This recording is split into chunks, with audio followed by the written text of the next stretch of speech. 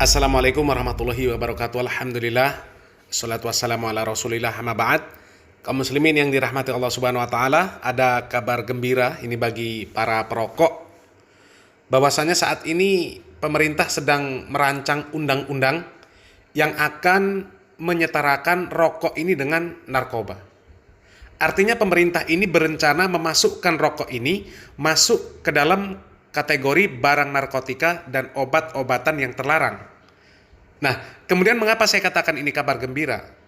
Karena para perokok ini akan berpikir keras apabila ingin tetap melanjutkan kebiasaan merokoknya. Karena apabila tetap merokok, maka harus berhadapan dengan hukum. Dan secara tidak langsung, aturan ini insya Allah akan banyak memberikan dampak positif, yaitu banyak perokok yang mau tidak mau harus berhenti. Ya. Dan berita ini berasal dari sebuah dialog yang diadakan oleh sebuah stasiun TV swasta. Kita simak videonya.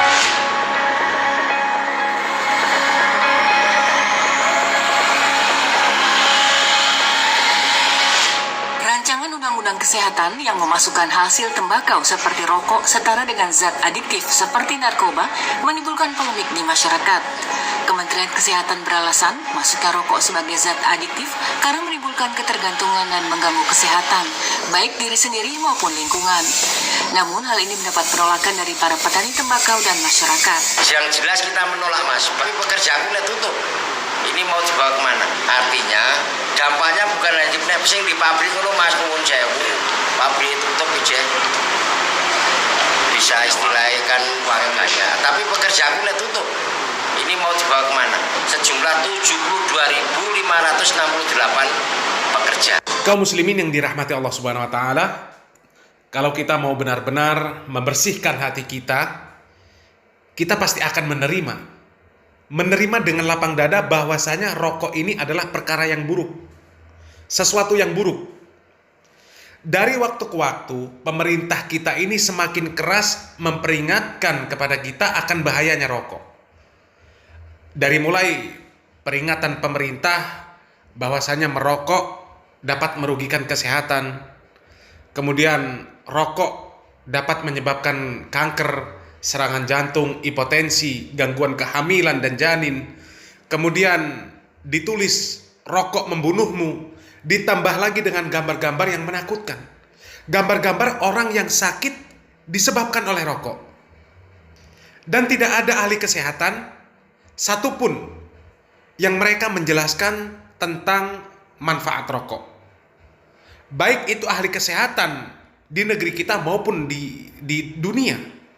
Tidak ada satupun dari mereka yang menjelaskan tentang manfaat dari rokok. Semuanya mengatakan buruk. Semuanya mengatakan merusak kesehatan. Hanya orang-orang yang mengikuti hawa nafsu yang mereka tetap mempertahankan kebiasaan merokok. Dan semoga nasihat dari Ustadz Khalid Basalamah di dalam sebuah video yang akan kita tampilkan, di dalam sebuah video kajiannya yang membahas bagaimana hukum rokok ini, dan kemudian bagaimana solusi untuk bisa meninggalkan rokok. Semoga dapat meyakinkan kita untuk dapat meninggalkan rokok. Karena kami, admin, dahulunya juga kami seorang perokok berat. Alhamdulillah Allah subhanahu wa ta'ala memberikan taufik serta hidayahnya kepada kami untuk dapat melawan hawa nafsu kami. Kemudian dengan lapang dada kami menerima dengan baik, memahami dengan baik bahwasanya hukum rokok itu adalah haram. Dan kemudian kami meninggalkan rokok. Semoga yang sedikit ini bermanfaat. Barakallahu fikum. Wassalamualaikum warahmatullahi wabarakatuh. Semua teman-teman yang masih melalui masa merokok ini, saran saya, dan setiap kali teman-teman sekalian ada nasihat yang sampai kepada Anda, maka jangan defense dulu. Jangan kita mempertahankan dulu perbuatan kita, tapi coba cerna nasihat itu. Pikirkan baik-baik, kemudian baru diambil keputusan 2 hari, 3 hari kemudian. Berhubungan dengan masalah rokok, teman-teman sekalian, kita semua tahu, semua pemerintahan di seluruh dunia, semua dokter dan semua ulama tidak terkecuali yang berpegang pada Al-Quran dan Sunnah, betul-betul dia pegang pada dengan ilmu syar'i yang benar, pasti melarang. Makanya semua pemerintah suruh tulis. Kalaupun ada pabrik rokok, tulis rokok itu menyebabkan impoten, sakit, segala macam, apalah, semua ditulis. Indonesia sekarang, dulu gambarnya orang-orang kuat, berotot segala macam, padahal belum tentu orang yang di iklan itu merokok, gitu kan. Ditulis di bawahnya impoten, apalah, keguguran kalau perempuan hamil. Sekarang sudah mending sedikit. Mulai diganti gambarnya orang merokok, ditulis rokok bisa membunuhmu. Kalau harapan saya ke depan, tahapannya adalah tulisannya yang besar. Rokok bisa membunuh, di bawahnya foto kecil saja. Karena tulisan begitu saja masih banyak orang melanggar ini. Seperti seakan-akan pemerintah suruh tulis itu cuma main-main. Padahal sebenarnya bukan, saudara seiman. Itu hasil penelitian. Seluruh dunia ini, seluruh dunia, seluruh pemerintah, seluruh dokter yang masih sehat pikirannya. Kalau ada dokter yang merokok, ini jadi tanda tanya. Kemudian seluruh ulama juga pasti akan mengatakan tidak boleh. Itu dulu dari satu sisi ya. Sisi yang lain teman-teman sekalian, ada seseorang di Saudi, kisah nyata. Sekali lagi, tolong yang sedang merokok, jangan defense dulu, tapi pikirin baik-baik coba. Renungi nanti baru diambil keputusan. Ada seorang guru di Saudi, guru SMA, merokok. Dia masuk ke masjid, dia bilang sama seorang syekh, ada seorang ulama, lagi ngisi pengajian. Selesai pengajian, rokoknya ada di kantongnya. Dia bilang gini, syekh, Anda mengatakan rokok haram, mana dalilnya? Mana dalilnya? Kan tidak ada kata-kata rokok dalam Al-Quran dan Sunnah.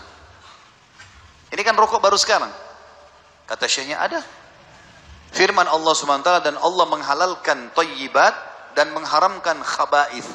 Thayyibat semua yang baik-baik, khaba'ith semua yang buruk. Kata dia, tapi saya tidak anggap rokok ini buruk. Saya anggap bagus-bagus saja. Saya sudah sekian tahun merokok, saya nggak sakit, saya sehat, duit saya tetap ada, saya bisa beli. Kata syekhnya, baik, kalau kau anggap rokok baik, saran saya sebentar kau pulang ke rumah ini, beli rokok yang banyak, bagi-bagi, kasih istri, kasih anakmu juga. Apa yang terjadi? Orang ini pakai akal sehat. Oh iya ya, kalau baik nggak mungkin saya larang istri anak saya. Sekalian aja ramai bayi juga kasih rokok sekalian. Diambil, dipatahin sama dia. Dia bilang, sekarang saya tahu kenapa diharamkan. Jadi memang ada pengharaman. Sisi yang lain teman-teman sekalian, semua makanan dan minuman yang tidak disebutkan secara denis karena baru muncul sekarang, diambil hukumnya dari kaidah fikih namanya. Jadi ada beberapa ayat Al-Quran, potongan ayat Al-Quran atau potongan hadis Nabi SAW yang menjadi kaidah fikih. Seperti misalnya pengharaman khamar, minuman keras. Dalam surah Al-Ma'idah disebutkan, A'udzubillahi minasyaitonirrajim, yas'alunaka 'anil khamri wal maisir, qul fihima ithmun kabir wa manafi'u lin-nas wa ithmuhuma akbar min naf'ihima. Al-ayah. Artinya, ditanyakan hai Muhammad kepadamu tentang khamar dan judi. Katakan keduanya memiliki mudarat, dosa, dan ada manfaatnya buat orang. Orang kalau minum khamar, hangat badannya, fly pikirannya, dia bisa lebih tenang, dia rasa begitu. Judi, bisa dia merasa hiburan, tapi kata Allah, dosanya, bahayanya lebih besar daripada manfaatnya. Jadi keluar kaidah fikih, semua yang mudaratnya lebih besar daripada manfaatnya, hukumnya haram. Karena memang Allah mengharamkan khamar gara-gara itu. Sekarang kalau kita kembali ke rokok teman-teman sekalian, hitung atau lihat manfaat dan mudaratnya. Mungkin satu-satunya konsumsian yang dijual luas tidak punya tanggal expire cuma rokok. Karena memang dia berisi racun yang berbahaya, maka tidak butuh tanggal expire. Sekarang ditambah foto lagi, gambar leher yang hasil pembakaran luka segala macam gitu. Saya punya paman dulu waktu saya masih SMP di Mesir tahun 89. Saya kebetulan numpang di rumah beliau. Semoga Allah jaga beliau. Waktu itu beliau masih merokok, sekarang alhamdulillah sudah ditinggal. Dia panggil saya waktu saya masih SMP. Dipanggil, saya masih kelas 3 SMP waktu itu dipanggil, Khalid sini. Hati-hati jangan pernah merokok. Alhamdulillah saya tidak merokok sama sekali. Dia bilang, jangan pernah merokok. Mau lihat hasilnya rokok ini? Bahayanya. Dia bilang, paman, Ami pun mau berhenti. Tapi saya butuh waktu saja, ini sekarang akan berhenti. Lihat nih bahayanya. Diambil sama dia potongan kain putih. Lalu asap rokok itu setelah dia isap, ditiupkan ke kain putih itu. Ditempelkan di mulutnya, ditiup. Langsung belang tuh, berwarna hitam kain putih itu. Di titik yang ditiupin asap itu. Dia bilang, ini keadaan jantung dan paru-paru kami yang merokok. Di dalam ini sebenarnya rusak ini. Dan kita tahu kalau teman-teman berobat ke dokter, yang paling dokter tanya pertama apa? Merokok atau tidak, minum minuman keras atau tidak. Ini semua pertanyaan ada alasannya. Jangan kita lalai dari situ. Jangan sudah jelas-jelas peringatan dari semua sisi datang, kita masih mengatakan nggak masalah. Orang tua saya atau kakek saya merokok sampai umur sekian tidak mati. Bukan masalah itu. Memang karena orang mati ajalnya datang. Gitu kan? Tapi permasalahannya adalah pelanggaran-pelanggaran yang terjadi. Kita merusak kesehatan itu dosa. Kita membuang-buang uang, membeli sesuatu yang tidak bermanfaat juga dosa. Belum lagi istri dan anak perokok pasif. Pasif bahaya. Secara medis itu lebih berbahaya bagi orang yang merokok. Dia belum punya pertahanan diri, ya. Dia belum punya antibodi untuk itu. Beda dengan orang yang sudah merokok, mungkin sudah terbiasa. Belum lagi bau badan, bau mulut, bau baju. Rata-rata teman-teman yang sudah meninggalkan rokok, akhirnya dia baru sadar, oh ternyata selama ini bau badan saya seperti ini, bau rokok saya seperti ini, bau ruangan saya seperti ini, dan seterusnya. Jadi ini memang mudaratnya sangat besar. Kita bisa alihkan kepada hal-hal yang lain. Misalnya kita minum susu, makan permen, hal yang bermanfaat lah, gitu kan. Lalu kalau misalnya ini masakan, tapi saya berat, sebenarnya ini sugesti. Ini penutupan dalam tema kita.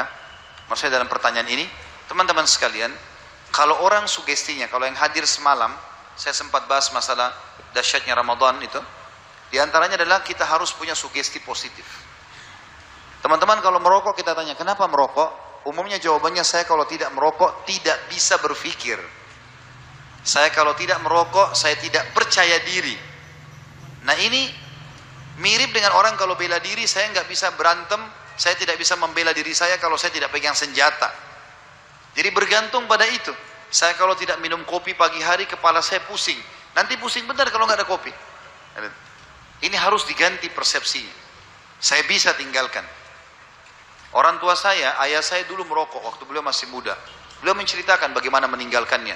Paman saya juga begitu punya pengalaman. Dan mereka bisa spontanitas meninggalkan. Awalnya lidahnya merasa nggak enak, tapi karena dia tahu bahayanya lebih besar, dia demi kesehatan, demi keluarganya, maka dia tinggalkan. Maka insya Allah orang yang meninggalkan ini akan mendapatkan pahala karena meninggalkan sesuatu yang khaba'ith atau yang buruk yang dilarang dalam Al-Quran.